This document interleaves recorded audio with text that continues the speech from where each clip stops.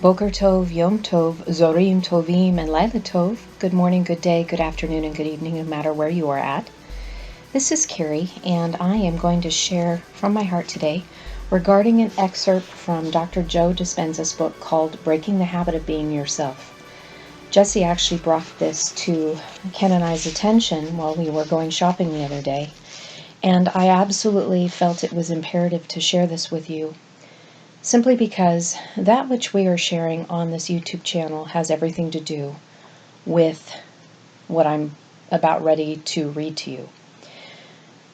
Ken has spoken of many times, and especially in our private conversations, about how we are rewriting ourselves, but not only are we rewriting our present, but we are also rewriting our past to bring all of that together and connecting it with our future into our now. So everything that was in this inverted verse that we find ourselves in, by sharing that which is underneath, that which was hijacked, we are bringing it into the quantum fields.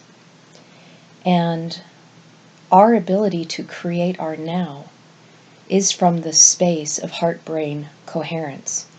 And in that, I believe that Dr. Joe Dispenza's work is incredibly important for us to comprehend, and is probably a really great place for us to dive into for a deeper study as we combine it with the sacred languages and what it is sharing with us and through us, so that we know how to activate to create the new reality in creating that space for us in the new earth with the new verse, the one that is unified, the universe, the one verse, the one love.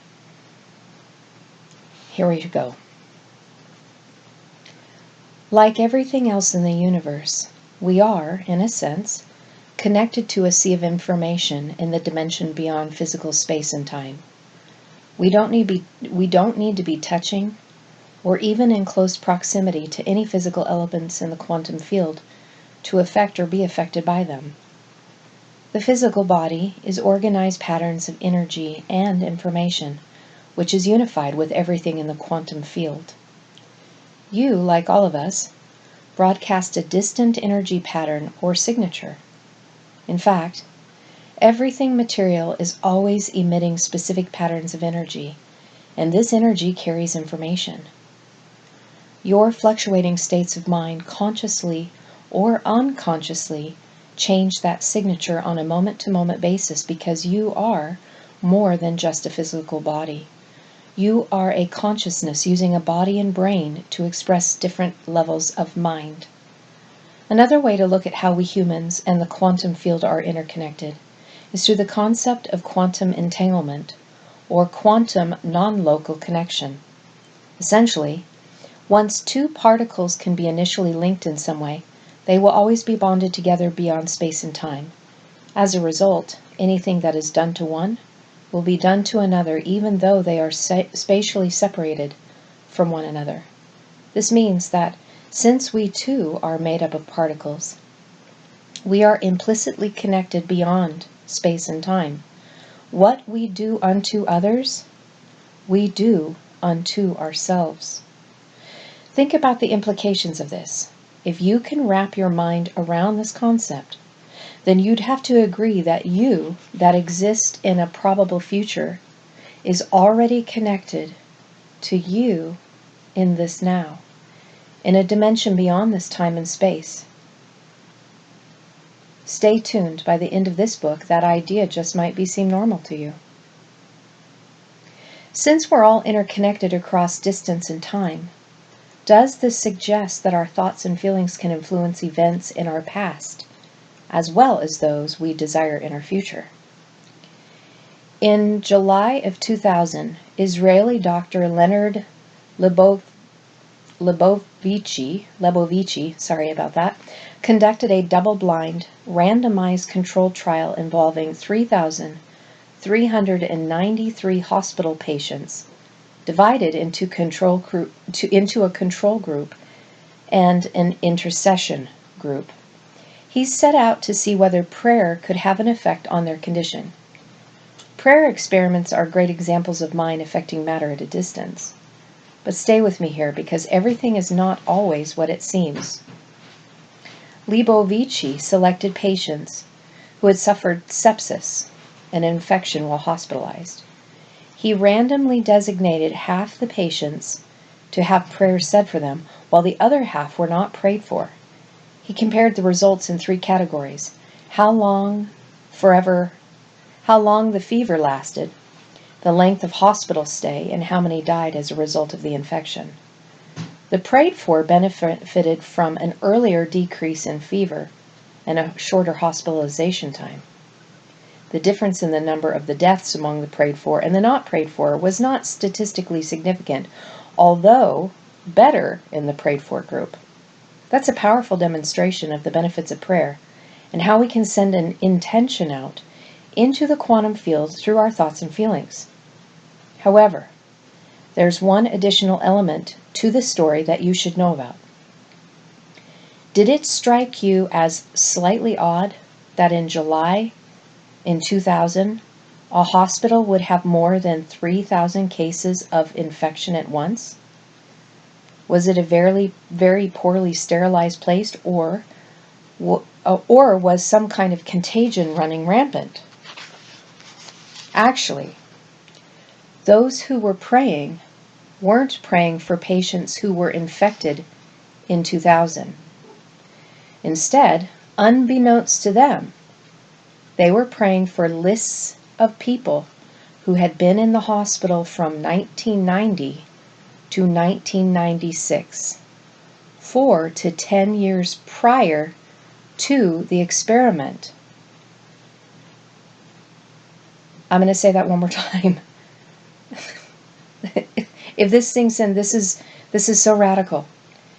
Those who were praying were not praying for patients who were infected in the year 2000. Instead, unbeknownst to them, they were praying for lists of people who had been in the hospital from the year 1990 to 1996, 4 to 10 years prior to the experiment.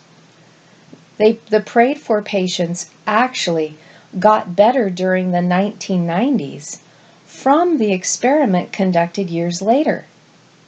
Let me say this another way. The patients who were prayed for in 2000 all showed measurable changes in health, but those changes took effect years before.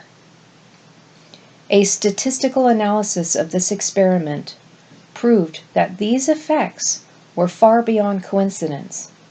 This demonstrates that our intentions, our thoughts and feelings, and our prayers not only affect our present or future, they can actually affect our past as well. Now, this leads to the question: if you were to pray or focus on an intention for a better life for yourself, could it affect your past, present, and future? The quantum law says that all potentials exist simultaneously. Our thinking and our feelings affects all aspects of life, beyond both space and time. This is a very radical thought, but this is exactly why we are sharing this information with you. This is why we encourage everyone to study the languages, because we know that as the changes that are being made within us right now are affecting us in our past, present, and future, creating a different reality that goes back and restores. This is why the restoration of all things is quantum. This goes beyond space and time, and this is why this time right now is so important, that the book has been opened to us again. It has been unsealed so that we can undo those things that have held us captive and prisoners for thousands and thousands of years by rewriting it in our now, by that which we see, we agree to, we create through the heart-brain coherence. That is what As a Man Thinks, So He Is teaching series was all about. As I was sharing it through the letters, this was a concept that the Spirit was hammering on me last summer and wouldn't let it go. I couldn't get away from it.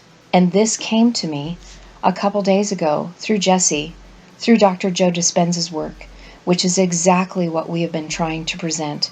And he worded it. There's experiments run that proved and provided that which was necessary to help bring forth credibility of that which we are doing. That we have known that this is something that is quantum. This is beyond us. This is beyond our space and time to be able to affect the whole collective. This isn't just about me or you. This is about all of us. Because as I rewrite myself, I'm helping to rewrite you, because we are connected as one. This is an incredible breakthrough for us to grasp a hold of in understanding the vibrational frequencies of these letters and what it is doing with us and impacting us in the quantum field as we quantumly entangle with one another here on this YouTube channel, as we are agreeing and saying Amen to this, and as we say Shalom, Shalom to one another, when we fully grasp the power of the heart-brain coherence and marrying them with the letters of light and love. Just imagine the possibilities. Shalom, shalom, and namaste.